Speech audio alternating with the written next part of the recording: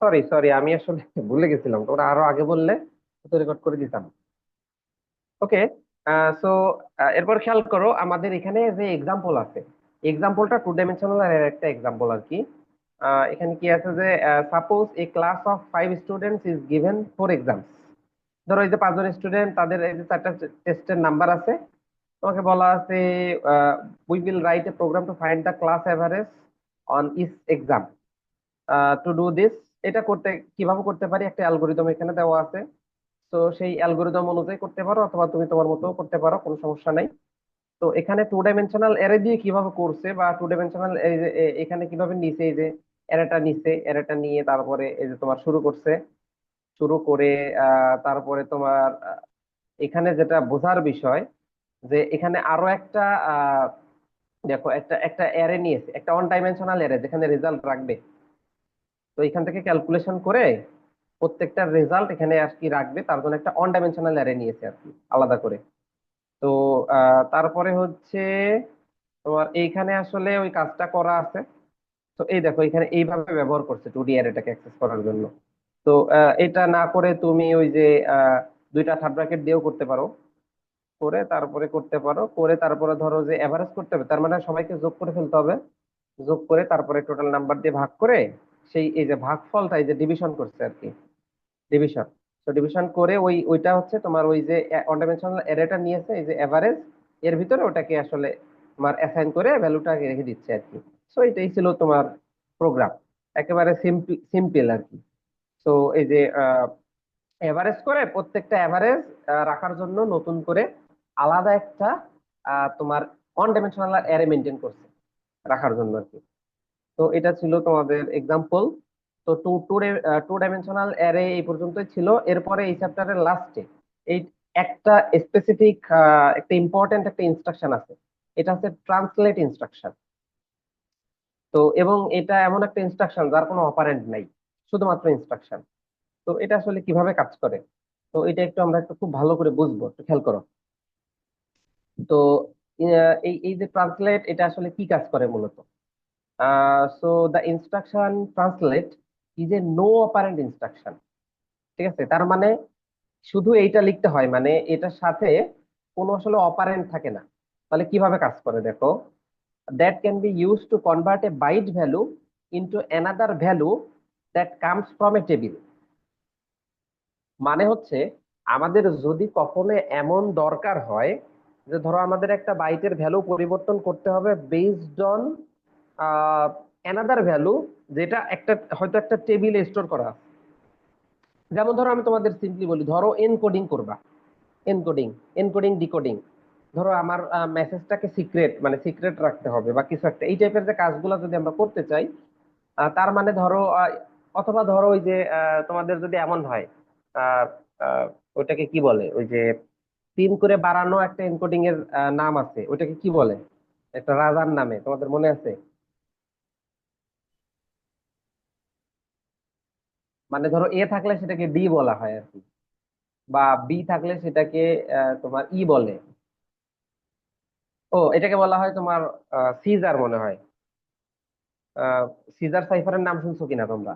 তো ধরো যে যে কোনো এনকোডিং আর কি, ধরো আমি আমার ডেটাকে কাউকে আসলে এক্স্যাক্টলি আমি কি লিখছি মেসেজটা দেখতে যদি না দিতে চাই, তো এরকম কোনো কাজ, অথবা এই যেটা বলা হলো যে ধরো আমার আহ কি বলে, আহ তোমার ওই যে জুলিও সিজার বলে একজন তোমার রাজা ছিল, উনি যেটা করতেন ওনার সৈন্যদের কাছে মেসেজ, কি মেসেজ পাঠাইছেন, এটা আসলে উনি যে মেসেজ পাঠাতেন, ঠিক আছে, তো ওইটা এমন ভাবে লিখে দিতেন যেটা আসলে ধরো মেসেজ যেটা পাঠাতেন উনি, ওনার সৈন্যদেরকে বলে দেওয়া ছিল যে তোমাকে যাই লিখে পাঠানো হবে ওইটাকে তুমি জাস্ট 3 অক্ষর ব্যাক করে তারপর ট্রান্সলেট করে নিয়ে দেখবা যে তোমার কাছে কি মেসেজ পাঠানো হয়েছে, যেন অন্য কেউ মাঝখান থেকে না জানতে পারে আর কি। তো ধরো এটা ছিল তোমার কি বলে সিজারীয় কোড বলা হয়। জুলিয়াস সিজার এই কাজটা করছিল আর কি, সিজার অনেক আগের কথা আর কি।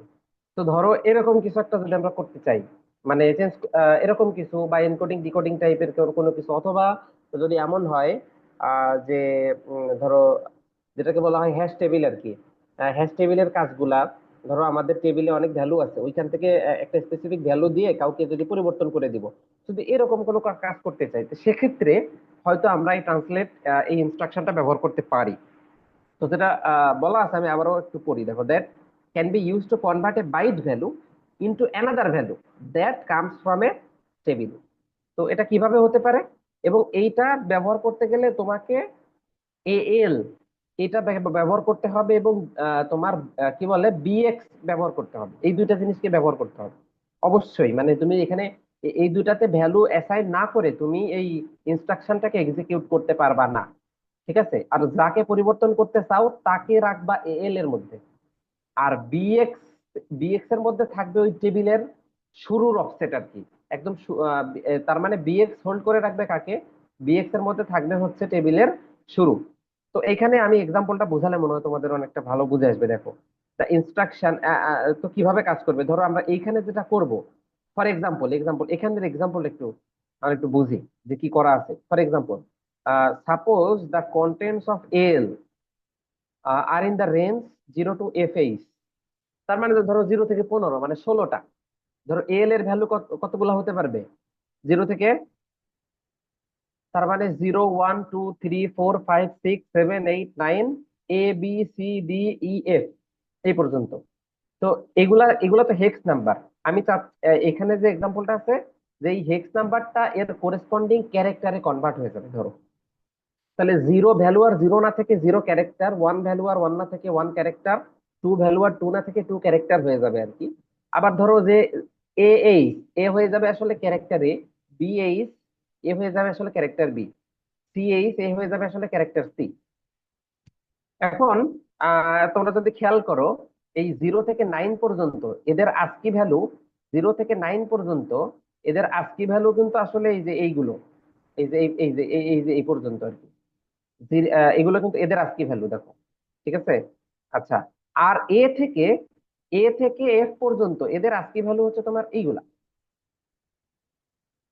তোমরা যদি আস্কির টেবিলটা একটু খেয়াল করো, তাহলে দেখবা যে এ থেকে এফ পর্যন্ত তাদের আস্কি ভ্যালু এগুলা, এবং হচ্ছে 0 থেকে 9 পর্যন্ত এদের আস্কি ভ্যালু কিন্তু এইগুলা। এবং এই আগে অফসেটটা নেওয়া হয়েছে কেন, কারণ এইটা পয়েন্ট করে রাখবে যখন আমি এই টেবিলকে আসলে কল করব। শুরুতে শুরুতে টেবিল মনে রাখে একে, আর এর পরবর্তী অ্যাড্রেস তো এইটা। এবং আলাদা করে লেখার কারণ কি, যারা পর পর তাদেরকে দেখো মানে একসাথে রাখা হয়েছে, কারণ এদের মাঝখানে তো আসলে গ্যাপ আছে। 0 3 9 এর 9 8 এর পরে আসলে আরো অনেক কিছু আছে, সেগুলো কিন্তু আমরা নেই নাই। তো পরপর যারা তাদেরকে একসাথে আসলে রাখার জন্য কিন্তু এইভাবে নেই আছে। তো এইটা হচ্ছে তোমার সেই টেবিলটা, যে টেবিল থেকে আসলে ভ্যালু রিপ্লেস হবে। এটা হচ্ছে সেই টেবিল। এটা কোন টেবিল, এই টেবিলের কাজ কি, এই টেবিলের কাজ হচ্ছে আমি যখন ভ্যালু বলবো 1 8, এই ভ্যালুটাকে ও ওয়ান ওয়ান ক্যারেক্টার হিসেবে তোমার চেঞ্জ করে দিবে, 2 8 কে টু ক্যারেক্টার হিসেবে চেঞ্জ করে দিবে। থ্রি, তার মানে আমি ধরো আমার এনকোডিংটা এরকম, যে 1 কে 1 ক্যারেক্টার বানাও, 2 কে 2 ক্যারেক্টার বানাও, 3 কে 3 ক্যারেক্টার বানাও, 4 কে 4 ক্যারেক্টার বানাও, 5 কে 5 ক্যারেক্টার বানাও। মানে নাম্বার কে ক্যারেক্টার, নাম্বার কে ক্যারেক্টার, ধরো আমি এরকম একটা জিনিস চাচ্ছি অথবা আজকি কোড চাচ্ছি আর কি। তো এটা আমি কিভাবে করব, করার জন্য আমাকে যেটা করতে হবে, ধরো আমি এখন যদি তোমাকে বলি যে এই যে 0 CH, এই হেক্সটাকে এই সিতে কনভার্ট করো, এটা যদি আমাকে করতে হয়, তাহলে কি যাকে যাকে চেঞ্জ করব তাকে এল এর মধ্যে রাখতে হবে। তো আমি রাখলাম, এটা ফিক্সড, তুমি এই এল এর পরিবর্তে অন্য কোনো কিছু ব্যবহার করতে পারবে না। এটা এটা ফিক্সড, এটাই করতে হবে। এবং এই যে টেবিল, এই টেবিল যখন আমি লিখছি, তোমার ও কাকে পয়েন্ট করবে বলো তো, প্রথমে এটাকে পয়েন্ট করবে আসলে শুরুতে। ঠিক আছে, এবং দেখো এই ইনস্ট্রাকশনটা হয়তো এই প্রথমবার আমরা ব্যবহার করতেছি আসলে শুরুর অ্যাড্রেসটাকে ধরার জন্য। আসলে আমরা আগেও ব্যবহার করছি, কিন্তু তোমাকে হয়তো বলি নাই যে এ আসলে এই মানে কিভাবে কাজ করে। তাই তো, লো ডিফেক্টিভ অ্যাড্রেস, এটার কাজ হচ্ছে যে এই টেবিলটা, এটা একটা তোমার একটা অ্যারে টাইপের কিন্তু আসলে, তাই না? এটা কিন্তু অ্যারে টাইপের আর কি। এবং এটা কিন্তু আসলে তোমার তোমার কি বলে, ওয়ান ডাইমেনশনাল অ্যারেও কিন্তু আসলে না, টু ডাইমেনশনাল, আবার সব জায়গায় ভ্যালু নাই। ঠিক আছে, এ ধরো তার মানে কিছু কিছু জায়গা আছে সব জায়গায় ভ্যালু আসলে কিন্তু নাই। তো এখন আমি এইটা যখন শুরুতে থাকে, তখন ও আসলে একে পয়েন্ট করে থাকে। এবং খেয়াল করো এইটা কিন্তু আমরা শুধু নিছি একে পয়েন্ট করানোর জন্য, এক ঘর আগে। ঠিক আছে, তোমার কিন্তু এটাই কাজ। তার মানে হেক্স টেবিল থেকে তুমি যে আমি কিন্তু ভ্যালু নিচ্ছি এই পর্যন্ত, কিন্তু আমি শুরু করব এখানে, কারণ একে পয়েন্ট করাতে গেলেই টেবিল একেই পয়েন্ট করে থাকবে। তো এরপরে আমি পরেরটাকে পাবো কিভাবে, এর এর এর সাথে এক যোগ করে, তার মানে আমার যদি এর পরে যে ভ্যালু দরকার হবে, তো এর সাপেক্ষে বাদ বাকিগুলোকে আমি অ্যাক্সেস করব। তো এভাবে আমাকে করতে হবে। এখন আমি এখানে কত দিছি, এখানে যা দিছি সেই অনুযায়ী কিন্তু ও ওকে খুঁজে নিয়ে আসবে। ঠিক আছে, সেই অনুযায়ী ও ওকে খুঁজে নিয়ে আসবে। তারপরে দেখো এখানে যে ইনস্ট্রাকশনটা লেখা আছে এল ইএ বিএক্স তোমার টেবিল, তাহলে বিএক্স এর মধ্যে এখন তোমার ওই টেবিলটা যখন চলে আসছে, তারপরে যখন আমরা এইটা কল করতেছি ট্রান্সলেট, তখন ও কি করবে, ওই এল এ কে আছে 0CH কে ওই টেবিলে খুঁজবে, টেবিলে খুঁজে ওকে কনভার্ট করে ওইভাবে দিয়ে দিবে তোমার। তো এইটাই হচ্ছে কাজ আর কি। তখন দেখা যাবে যে কনভার্ট করে এখন দেখা যাবে এল এর মধ্যে ছিল এইটা, কিন্তু দেখা যাবে এবার তুমি যদি এল প্রিন্ট করো দেখবা চলে আসছে সি ক্যারেক্টার হিসেবে। এখন আর তোমার ওইটা নাই। তো আমরা যদি এখানে আসলে এক্সাম্পল যেটা দেখানো আছে, একটা ক্যারেক্টার আসলে পরিবর্তন করে দেখানো আছে। তো আমরা আসলে ধরো একটা ক্যারেক্টার না আমরা চাইলে এরকম সবাইকেই করতে পারবো। ঠিক আছে, সবাইকে আমরা এভাবে পরিবর্তন করে দিতে পারবো। তার মানে আমরা ধরো যেটাকে আমরা বলতে পারি অনেকটা এনকোডিং টাইপ আর কি, যে আমরা একটা জিনিসকে চেঞ্জ করে অন্য কিছু দিয়ে রিপ্লেস করে ফেলি, যাতে করে ধরো এটার অনেক ধরনের তোমার অ্যাপ্লিকেশন আসলে আছে। তো এটা ইউজ করার জন্য এখানে একটা এক্সাম্পল আছে। ধরো এখানে একটা এক্সাম্পল আছে যে আহ, এবং ধরো যে একটা মেসেজ আছে, মেসেজ হচ্ছে এরকম, এটা আমি ইনপুট নিব, এইটাকে হয়তো এনকোড করে আমি এরকম বানাই ফেলবো। ঠিক আছে, সেইটাই আবার ধরো আমি যেন আবার ডিকোড করে ওইটা আবার নিয়ে আসতে পারি, কিভাবে নিয়ে আসতে পারি, তো এটার জন্য তোমরা একটু একবার দেখলেই বুঝতে পারবা। ওই যে এই 3 লাইন যদি বুঝো যে আসলে কি হচ্ছে, এই এল এ কেন রাখলাম, বিএক্স এ কেন রাখলাম, ট্রান্সলেট লিখলে কি হচ্ছে, এইটুকু যদি বুঝতে পারো, বাদ বাকি নলেজ তোমাদের আছে। তো এই প্রবলেম জাস্ট এই কোডটা একবার যদি দেখো, তো এখানে কাজ হচ্ছে তিনটা। প্রথমে একে লোড করা, আচ্ছা তারপর ইনপুট কে এবার প্রত্যেকটাকে এই যে করেসপন্ডিং ভাবে প্রত্যেকটাকে তোমার লুপিং এর মাধ্যমে এদেরকে এনকোড করে ফেলা, এবার ওই এনকোড থেকে আবার ওই আগের জায়গায় ডিকোড করা। ঠিক আছে, তো এটা তুমি করতে পারবা আর কি, এখানে করাই আছে, তোমরা একবার দেখে নিবা। তো এর মাধ্যমেই আমাদের ধরো এই চ্যাপ্টারটা আসলে শেষ হয়ে গেল। তো আমরা এই বই থেকে সরাসরি আর এই লাস্ট হিসেবে এই চ্যাপ্টারটা দেখবো। তো এই চ্যাপ্টারটা দেখলে আমরা এই বইটা শেষ করে ফেলবো। আর সিলেবাসটা মোটামুটি আমি ডিজাইন করছি। তো তো ওইটা হচ্ছে যে এরপর আমরা মাইক্রো কন্ট্রোলার দেখা শুরু করব, যাতে আমরা ইন্টারফেসিং করতে পারি। ইন্টারফেসিং করতে আমাদের মাইক্রো কন্ট্রোলার লাগবে। তো এটা যেরকম আমরা 8086 যেরকম আমরা মাইক্রো প্রসেসরের একটা বেসিক দেখছি, মাইক্রো প্রসেসরের একদম মাদার যে প্রসেসর সেটা দেখছি, একইভাবে মাইক্রো কন্ট্রোলারেরও মাদার যে কন্ট্রোলার আছে সেটা আমরা দেখবো আর কি। যাতে করে আমরা কিছুটা হলেও ইন্টারফেসিং করতে পারি, মিনিমাল ওয়েতে হলেও। তো দেখো এই যে আমাদের পরবর্তী চ্যাপ্টার, চ্যাপ্টার 11, এইখানে আমরা আসলে এতদিন পর্যন্ত যে প্রবলেম দেখছি, কোথাও কিন্তু আমি তোমাদের স্ট্রিং রিলেটেড কোনো প্রবলেমসই ছিল না।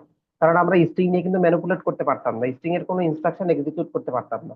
তো এই এই এই চ্যাপ্টারটা ডেডিকেটেড ওয়েতে ওই স্ট্রিং এর ইনস্ট্রাকশন গুলো কিভাবে ব্যবহার করা যায় সেটাই। কিন্তু স্ট্রিং এর কিন্তু বেসিক কিছু ফাংশন আছে, যেমন ধরো সিতেও আছে, তোমরা ব্যবহার করছো, বা আদার্স ল্যাঙ্গুয়েজ গুলো প্রত্যেকটা ল্যাঙ্গুয়েজে আছে স্ট্রিং এর বেসিক কিছু কাজ, তাই না? তো এই কাজগুলো আর আমরা এখানে কি ইন্টারফেসিং এর জন্য কি আলাদা বই পড়াবেন স্যার? হ্যাঁ, আলাদা বই আছে, আলাদা বই পড়বো, আমরা বই পড়বো আর কি। আচ্ছা, তো এখন দেখো তোমাদের হচ্ছে আমি কিন্তু ধরো অনেকগুলা ফ্ল্যাগের কথা বলছিলাম। আমাদের 8086 একটা ফ্ল্যাগ রেজিস্টার আছে। সেই ফ্ল্যাগ রেজিস্টার কিভাবে কাজ করে এটা কিন্তু আমরা জানি।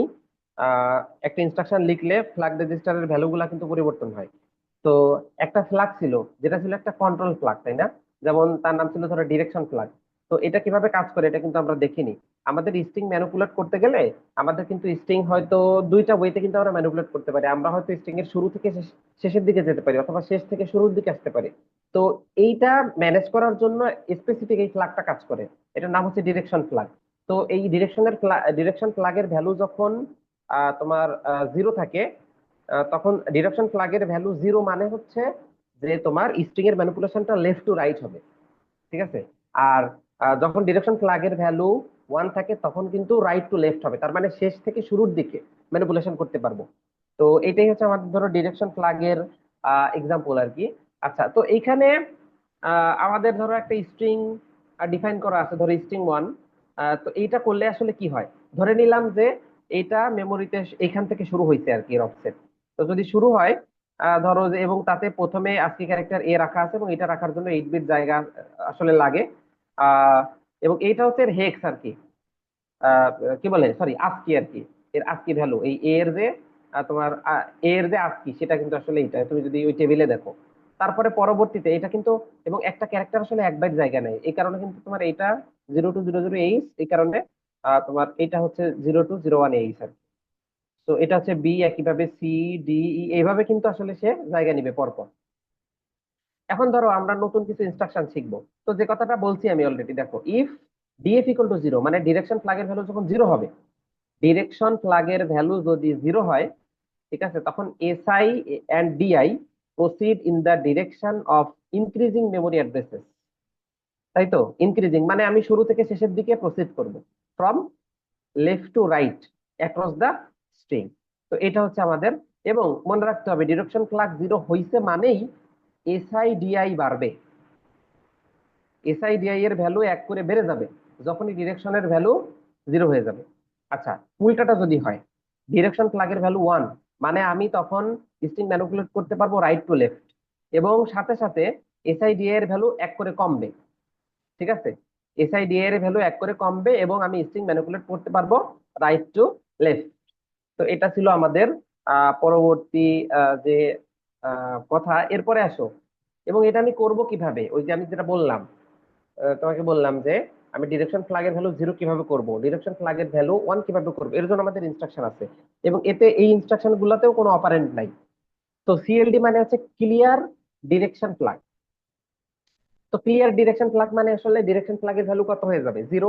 তো ডিরেকশন ফ্ল্যাগের ভ্যালু জিরো হয়ে যাওয়া মানে কি, left to right string manipulate করতে পারবো, left to right string manipulate করতে পারবো, এবং আমার এসআইডি এর ভ্যালু কি হবে, বেড়ে যাবে। লেফট টু রাইটে যাবো মানে কি, প্রতিবার ইন্ডেক্স বাড়তে থাকবে।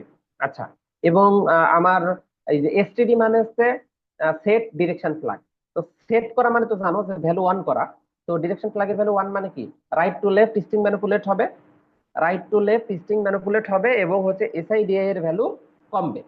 তো এটা একটু সব মানে এই চ্যাপ্টারের জন্য এই এই ইনফরমেশনটুকু একেবারে মাথায় সেট করে নাও, যে ক্লিয়ার ডিরেকশন ফ্ল্যাগ এবং সেট ডিরেকশন ফ্ল্যাগ। তো আমরা যদি ক্লিয়ার করি তাহলে লেফট টু রাইট ম্যানিপুলেট করতে পারবো, এসআইডিআই এর ভ্যালু বাড়বে। আর যদি সেট করি, তার মানে আমি যদি ডিরেকশন ফ্ল্যাগের ভ্যালু ওয়ান হয় তাহলে right to left string manipulate করতে পারবো, এবং যেটা হবে যে রাইট টু লেফট করার সাথে সাথে এসআইডিআই এর ভ্যালু কিন্তু কমবে। মানে এই ইনস্ট্রাকশন এক্সিকিউট করার সাথেই কিন্তু আমার এগুলো আসলে হবে। তো প্রথম ধরো আমাদের স্ট্রিং অপারেশন যেটা আছে মুভ, এই মুভ আমরা কিভাবে ব্যবহার করতে পারি, মুভিং এ স্ট্রিং। তো ধরো আমাদের কাছে একটা স্ট্রিং আছে dot data section string one, এবং সেখানে হ্যালো আছে। তো আমি চাচ্ছি স্ট্রিং টু তে এই হ্যালোটাকে আমি মুভ করতে চাই। বুঝতে পারছো? তো এখানে যেহেতু পাস আছে, এই কারণে আমি এই যে ধরো ফাইভ সাইজের একটা ডুপ্লিকেট নিয়ে আমি ইনিশিয়ালি কত ভ্যালু আছে আমি এটা দিলাম, কোশ্চেন মার্ক দিয়ে রেখে দিলাম। তো আমি চাচ্ছি যে স্ট্রিং ওয়ানের যারা আছে সবাইকে স্ট্রিং টু তে আমি কপি করে ফেলবো, মুভ করে ফেলবো। তো এটা আমি কিভাবে করতে পারি, তো এটা করার জন্য আমাদের একটা কমান্ড আছে, সেটা হচ্ছে মুভ স্ট্রিং